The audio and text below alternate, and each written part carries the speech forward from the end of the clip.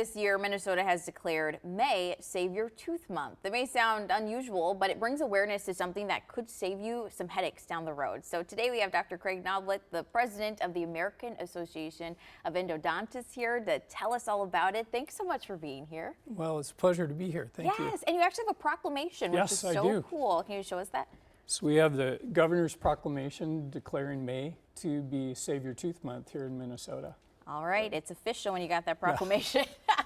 All right, so let's get into it. So a lot of people probably think if their tooth is knocked out, that's it. But that's not always the case, right? Correct.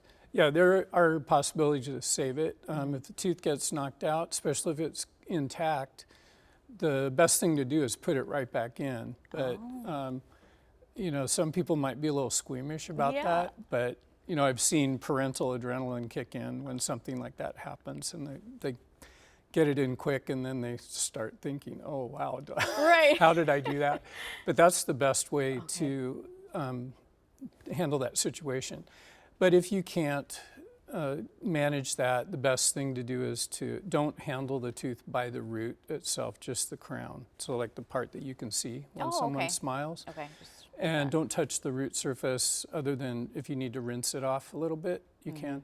And then keep it moist. You can keep it in some water or even better, some milk until you can get to the dentist. But time is of the essence when that happens. So if we can get it back in within 30 minutes to an hour, the chances are very good that you'd be able to keep it.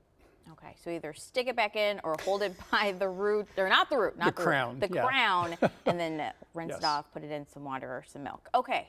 Remembering this. And honestly, too, we were talking, we're the state of hockey, so this is some really good advice. I mean, do you see this happening mostly in sports?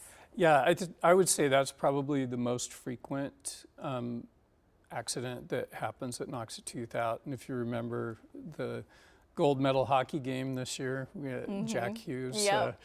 He was smiling. I hope his teammates were skating around looking for his teeth. But yeah, sports is a very common source of knocking a tooth out. So that's why we recommend mouth guards for any contact sports. But yeah, that's the most common. First. I'm sure you're cringing while you're watching that match, like, oh my gosh, please find it. What's the biggest mistake people make that can actually lower their chances of saving that tooth? Well, I think if they let it dry out. If they can't get it back in the socket, don't let it dry out. We want to keep it moist. It preserves the cells that are on the root surface. And again, don't touch the root surface if you can help it. And then get to an endodontist as quickly as possible, because we can get the tooth back in if you weren't able to, or your mom or dad or your friend that was with you couldn't do it. And we can get it back in, stabilized, and then monitor that, because typically it's going to need a root canal within the first couple of weeks. Oof. All right. Thank you, doctor, so much for this advice. This is a very important topic, especially with so many kiddos and families and sports and everything like that who watch our show. So thank you for giving us the advice.